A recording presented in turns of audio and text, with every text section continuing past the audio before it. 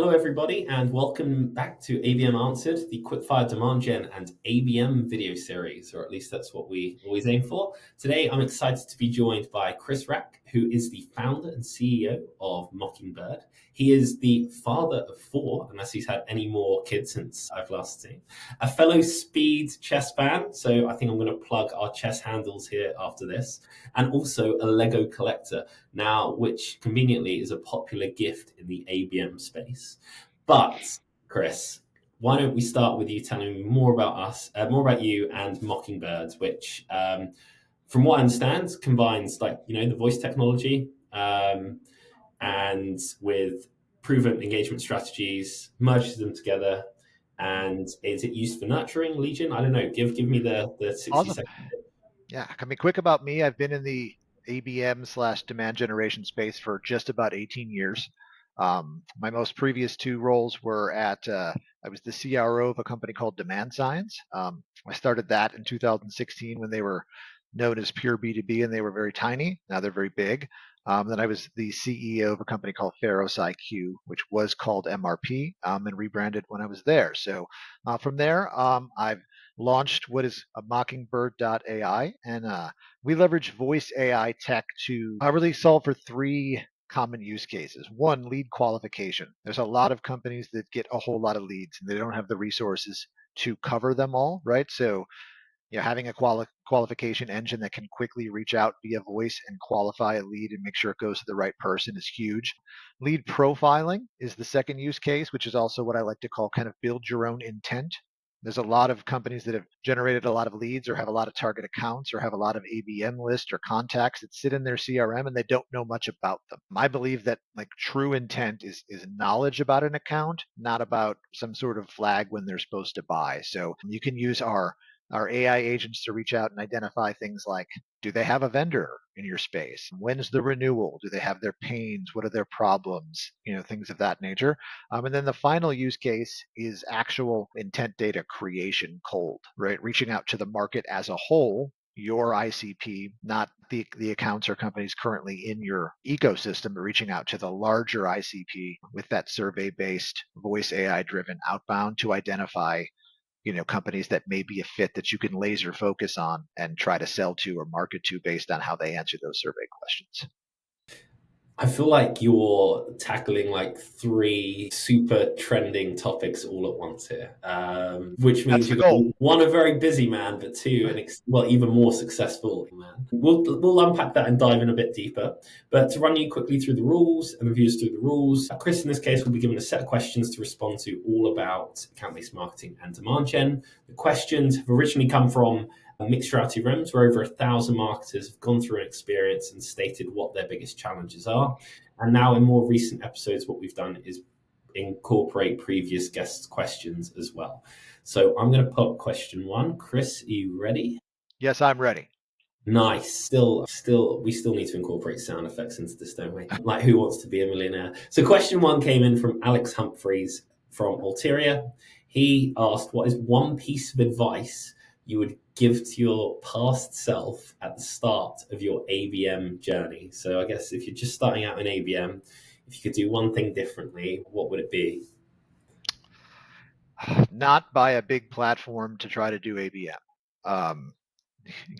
Really, it's ABM is a scrappy thing, and I think where the market went wrong is that, again, I've been doing this a really long time, so I was there before there was big ABM box players, and the problem with ABM is that you do it and it starts off scrappy and targeted and collaboration creative and it really works, right? And then the CRO or the CMO or the CEO comes down and says, this is great, let's scale it, right? But foundationally, ABM isn't scalable, right? Unless you have this massive TAM, right? So for the last 15 years, it's been about how to scale something that isn't scalable, right? And then, just putting a whole lot of makeup on the same concept, right? I've seen ABM go from ABM to ABX to GTM to RevTech to Backdate, so conceptually it's fairly simple. Find your ICP, figure out where they hang out, and go there. I think that's a great bit of advice because honestly, I get burnt out. Let's keep trying to keep up with all the terms and stuff. But ultimately, ABM is good marketing, right? And Vasilios said this, one of our previous guests. He said, really, as soon as you start bringing in technology, you are starting to lose the sentiment of ABM. It's human to human. Like if you've got one person, one account rep managing 5 accounts, if you want to go after 10 accounts, hire another account rep. And there are kind of ways to obviously like offset that with technology. But I think that piece of advice you gave, just like keeping the mindset of what ABM actually is superb. Question 2 came in from Freya Ward at Headley Media. She asked, what does first party data mean to you, and how will first party data shape ABM in 2025 and beyond? So it's kind of a nice follow on question to what you just answered. So first party data, it can be interpreted in many ways, right? First party data is the data that is owned and created by the company itself, right? It has no vendor relation whatsoever, right? Like whether it be website traffic, CRM data, internal metrics that, like that is first party data, right? Anything else is third party, anything coming from an external source or vendor, right? And a lot of the lead gen companies like to play this first party versus third party and aggregated versus whatever. And in the grand scheme of things, it doesn't matter. It really doesn't, right? Like every lead gen company in the space generates leads almost the same way, right? Whether they aggregate them from multiple sources or do it themselves, it's all the same, right? Like the issue, not the issue, right? But the issue that I have in the ABM space is when companies use the customer's first party data, like their website traffic or their CRM data, repackage it into a pretty dashboard and then charge them $150,000 for it, right? Yeah. And then don't bring any third party, true intent into the ecosystem, right? Like that's what bugs me, and I think that's what I wish more ABMers knew, right? When they're signing those big packages, that really those algorithms are built to leverage almost exclusively your first party data, and then they drizzle in a little bit of third party, mumbo jumbo, right? And you're paying 100 to 150K plus for it. I mean, I saw Clark Barron's post about this as well, about like the third party thing. It's like it's you've basically done the work and packaged it up, and they've packaged it up and sold it back to you. But in terms of like first party data, just to ask the end of Freya's question, how like what's like the first 1 or 2 steps of like, right, you've got this data in your CRM, you've collected it.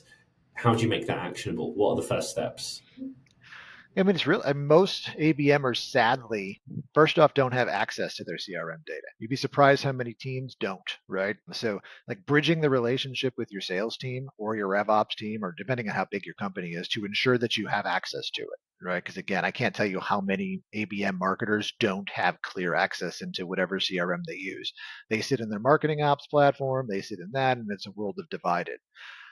I mean, a couple of actionable, things that you can do, right? I love close loss campaigns, right? If your product is something that's bought annually, go back 15 months, which is about 3 months before the last booking cycle came through, pull up all your close loss and add them into a targeted outbound campaign, right? They have the highest propensity to convert in the short term right now. That's just one quick one. I mean, there's a bunch of different things you can do with, you could look up anybody who's been a inbound lead or a demo request that never converted over the past 6 to 12 months and put together a targeted campaign towards those people or the people who are around them, right? The average inbound lead right now takes 7 touches just to convert. And that's somebody who goes to your website and says, contact me. Yeah. People are just busy. Obviously, quick plug, you can use tech like voice AI to handle those outbound follow-ups for those inbound leads that come in, because it does take so many touches. Companies just don't have the resources to cover anymore, right? And that's one of the key use cases for voice AI, is just being able to cover the bases. I call it leave no lead unturned, right? Or leave no, in the States, we have this concept for education called like no child left behind, right? Like I like to say no lead left behind, right? That's the goal that I'm trying to check for. And well, if you nail that, again, it's going to take off. But yeah, kind of all of this, the longer touch points and sales cycles make me want to be a B2C marketer, I think, instead. Just slap an e-commerce button on the site. Buy now. Question 3 came in from Juan Martinez at Autodesk. He asked, how do you see, well, we kind of covered this, how do you see technology enabling scalable and personalized ABM engagements? And again, this could be a plug for you, and what role should marketers play in leveraging tech for growth ABM? So, kind of a long question, but basically, Yeah. where does technology and ABM intersect in like the most healthy way? So first off, personalization is not the act of scraping someone's online data and repeating it to them, right? Opening up an email with, I noticed that you do this. Like everybody knows that any AI agent can scrape that and add it into an email now, right? Like personalization is connecting the dots between you and another human. And that's very difficult to do in an automated technology way. The thing I love about Mockingbyrd is that because we can execute outbound survey type outreach at scale, we can gain insights into companies that are very difficult to get, right? What are those companies' pains and challenges? Do they have a vendor? Are they happy with the vendor? Are they shopping for a vendor? What projects are on the agenda? These are not just touch points that are available online that can be scraped by any sort of agent, right? But when you have those insights, now you can really personalize your outreach. We know that you have this challenge, right? And I'm going to connect my product to that challenge. I know that you have this project or product implementation coming up. I'm going to connect my outreach to that. When you find relevance in the connection, that is true personalization, right? But it can only be as good as the data that you pull down from it, right? And again, that's what I'm trying to solve with Mockingbyrd is to fuel. My goal is to have every company, to have every prospect or company in their CRM where they knew actual, deep, insightful data, the real intent data across their entire CRM landscape, right? That's the goal. And it's very achievable. We've reached a point now where technology has gotten to the point where it allows us to do this. And, those who have been early adopters are seeing really crazy results because they're not sent, the goal shouldn't be to automate personalization of email to be able to send more, right? The goal should be to find out the right information to send less. Yeah, that's bang on the money. I commented on Steve Armenti's post that we did our interview just before this as well, and well, I touched upon it lightly. You've just gone into much more depth there, which is key, and I agree with everything. But yeah, the personalization of I try and avoid that personal level personalization, like keep it account level as a fun, like just an easy basic if you are going to send out like mass messages. But yeah, I think you might even have a customer in Autodesk. There you go. That's almost like two and two together. Maybe for one to try out. Question for actually came in from Steve Armenti. He asked, "How do you think that ABM can best be applied to existing customers and what might that process look like?" And I think this is quite a fitting question because a lot of people, I think, when they think of ABM, they want to start with net new accounts. How can we get new engagement with new accounts? When actually, especially in the last few years, a lot of companies have been looking inward about growing and retaining their current accounts. So, how would you apply ABM to existing customers? Cross sell, upsell is an amazing growth strategy, right? Where, I mean, everything's been so focused on net new that, to your point, there hasn't been a lot of thought on, cross sell, upsell, but also retention, right? Like ABM is a retention play, right? Like you should be using account-based marketing for retention. You should know simple plays like customer advisory boards, NPS surveys, right? Like even customer experience work, and how just tracking how often a customer joins their bi-weekly stand-ups or their monthly stand-ups or whatever sequence that you have, like your customer service stand-ups, right? Like a customer who doesn't show up to them often usually has a higher churn rate, right? A customer that fills out your NPS surveys regularly usually doesn't, right? Like inviting a customer to be a champion or the referral program. Like these are all things that you can create this ecosystem of growth inside your current customers, but also pay attention to the data when they don't engage with those things, right? There's a reason they're not engaging with it. Everybody's busy. Yes, right? But they're probably busy and you're not a priority. And if you're not a priority, the chance that you hook that renewal and you retain that customer is significantly less. So The job of ABM from a customer perspective is first and foremost ensure that you're a priority, consistently bringing the good from engagement, but also it depends on your product suite, but there's a lot of cross sell upsell potential there too, right? In different segments, different products, different businesses, and I think that's missed a lot too. I learned that the hard way early on in my career that they throwing excuses at you as to why they haven't got around to something. They might say they care, but quite frankly, you are the bottom of their to-do list. And actually, the truth is that what you're selling isn't actually solving a big enough pain problem for them to make it a priority. Where were you 5 years ago for me, Chris? Huh? Yeah, humans are. I mean, it's like it's easier to just ghost somebody than to give them bad news. No, there is not a human in the world who loves giving another human bad news or having a difficult conversation. So, like that's why ghosting exists in all whether it's personal and or business, right? Like it's just that's why I always end my calls like even and I'm a fairly old school seller, right? Like as a next step, the last thing I usually say to the customer is, I need you to know that it's okay to tell me no, right? I need you to know that it's a good thing for me because the amount of time I waste chasing you down to tell me no, because I'm going to do it, by you just telling me no right away when it's a no, you're actually empowering me to go sell more other things. So while you think as a buyer that telling me no is a bad thing in a conversation you don't want to have, I really want to know. You're actually doing any seller a huge favor by telling them no as soon as you know that it's a no. I had this chat in an American bar actually recently, and I came to the conclusion Americans are much better at that than people from England. England will keep you on a goose chase for a long, long time, and actually, it is just a complete waste of time. Right, so we'll just jump to kind of question five because we covered what technology you would invent, which would be Mockingbird right now. But question five came in from Cassandra Gulia, Entrust.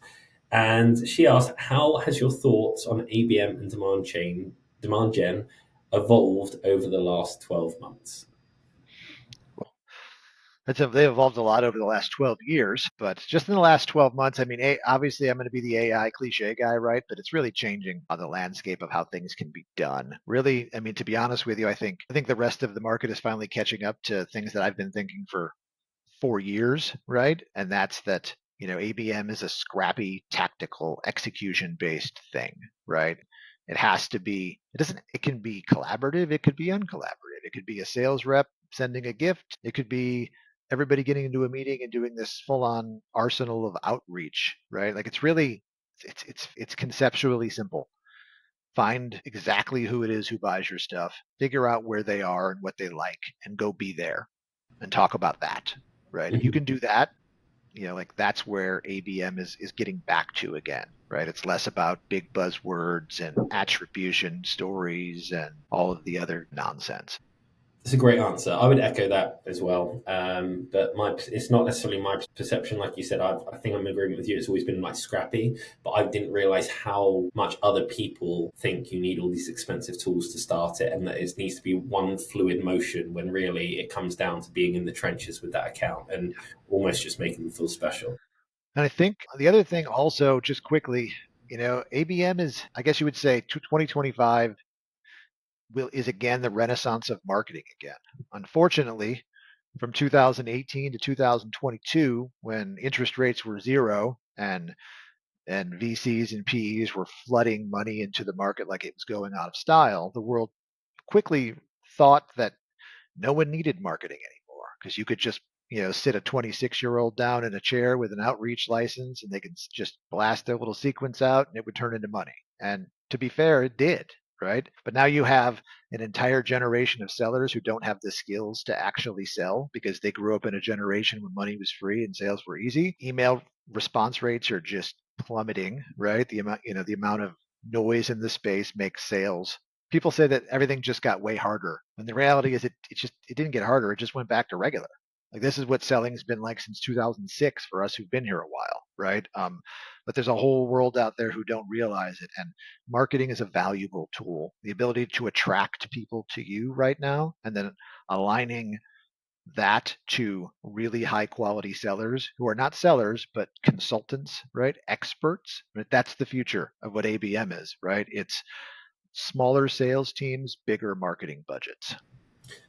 So, what, just quickly on that then, and more for the salespeople out there, what advice would you give to someone? Because a lot of people started their career during that time. What advice would you give to people who have gone from easy mode to hard mode? Would it be like a resource to look at? What would it be, a mindset shift? Would it A really good therapist? No. get out of sales?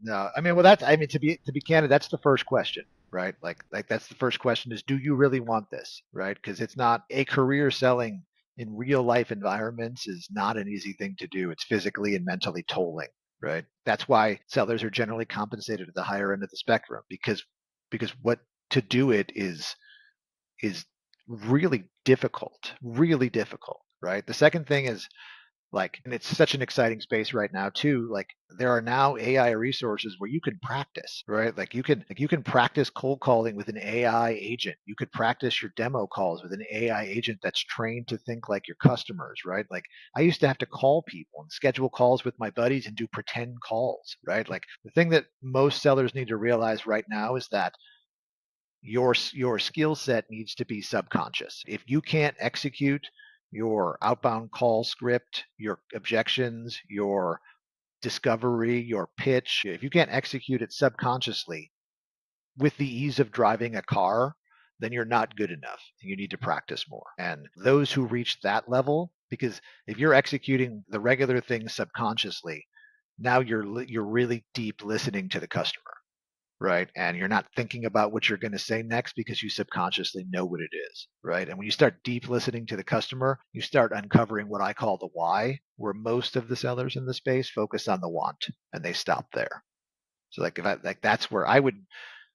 I mean, I'm not saying I would. I do, right? I do practice my pitch for Mockingbird. I do practice my outbound cold calls, right? I've been doing this 19 years and I could probably do it in my sleep, but I practice. I start every day with like a practice cold call or a practice script. I read it over in my head as I'm driving, right? Until it's to the point where I can talk about what I do subconsciously. I think that's an awesome bit of advice because also if you could tie that to sales and marketing alignment. So I have an ABM manager keeps coming back to me and we have chats regularly, and his advice is he wants to literally give it all to sales, put it on a plate, like so they don't even have to think. And that's arguably kind of what you're saying with Mockingbird and things. It's like give them the actual details that really really matter to help them close the deal, but at the same time, sales have to meet marketing halfway if marketing are ever going to have any impact. Because if they're dropping the ball, they get their scripts wrong. The amount of emails that I see where, hey, the value prop does match up with what the companies are a good fit for each other, but the email is like this long and a horrible formatting. Like there does need to be a balance, and that's something. Sorry for going down that unexpected tangent, but I think that's really Yeah, really there's important. crimes against. We've never talked about it. There are a lot of sales crimes against humanity Yeah, that happen these days, and they're painful. yeah. And again, the easiest way to know is like everybody always says like no one wants to talk to a salesperson, right? It's the common, that like those BS stats that like 75% of the buying process doesn't involve like okay, so like the part of the sales process that now doesn't involve sales is information gathering. And again, it hasn't involved sales since information was available at the tips of our fingers with cell phones or the internet, right? So it's been that way for 20 years, right? The thing that sales will always be a part of is that buyer needs to be confident in their decision to purchase the thing, right? And a seller, a really good one, makes that happen, right? Like I always say, if you have sellers on your team that the customer can't come to them and say, "What should I do?" and when they give that answer, you're like, "Okay, I'm going to do that because I trust you because you know this better than I ever will," right? Like that's selling, right? All the other stuff is glorified order taking. And so if you're a seller and you can't do that for your customer, if you can't say this is what I would do, and they believe you, then you still have work to do. This is really good. I'm going to go down that rabbit hole with you another time. The last two questions we've got, one from Sure. Dan Smith. He asked, what are the most effective and future opportunities for personalization in ABM? So again, we've kind of covered that. Another plug for Mockingbird, but like I'll let you take the floor with that one.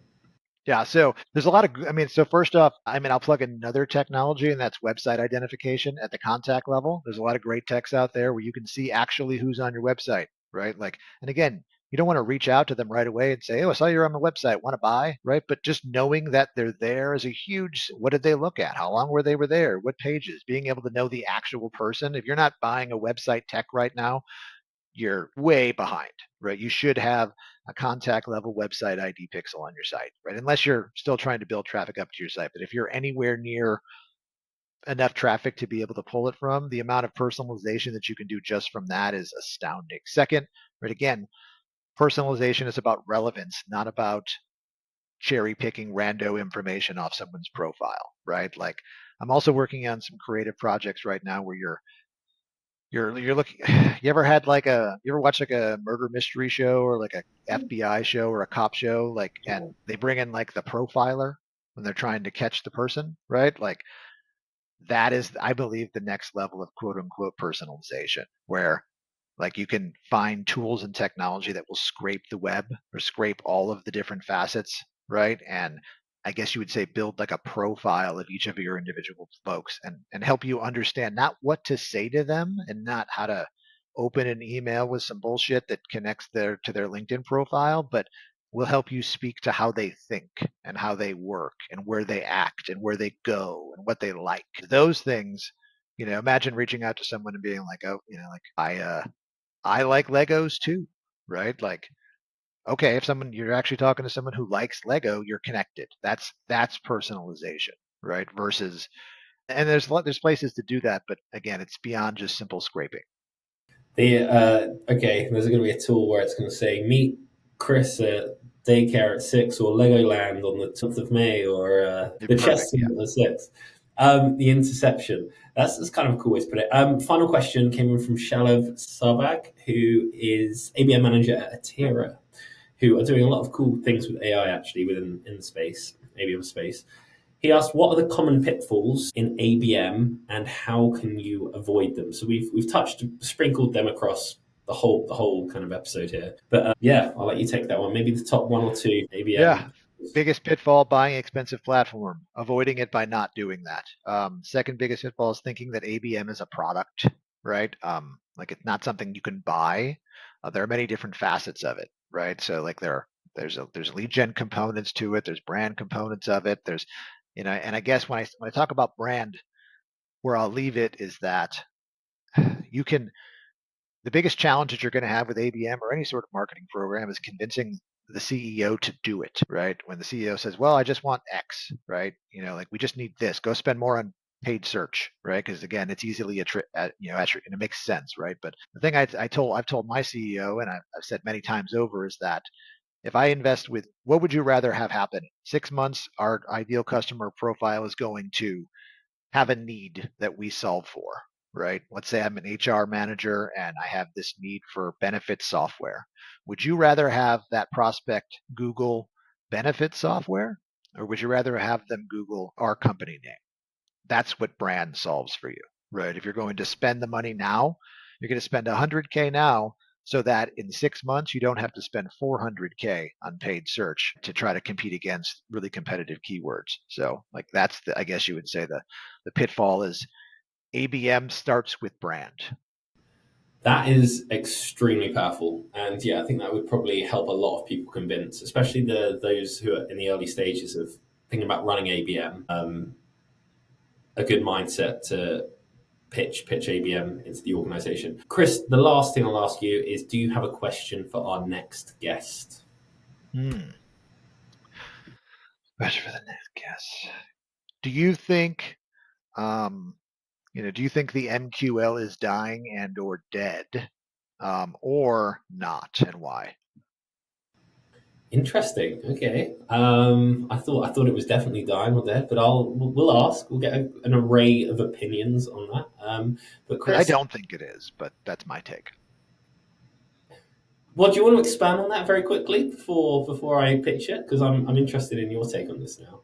The MQL is commonly it's like the problem with the MQL right now is really a sales and marketing alignment problem. Right. The problem with the MQL is that there's no clear definition of what an MQL is. You have marketing running in one direction of what it thinks an MQL is, and sales running in a different direction of what it thinks an MQL is. And when it doesn't work because there's no alignment, everybody blames the MQL. Whereas really great teams have a great definition for what an MQL is. Sales knows exactly when it's going to start working the lead. Marketing knows exactly what it has to do to get it to that point. And that trackable metric of how many MQLs you're generating, if your team is really executing well from a sales and marketing alignment perspective, is one of the most valuable metrics you will have. The problem is not a function of strategy, right? It's a problem that is a function of terrible execution.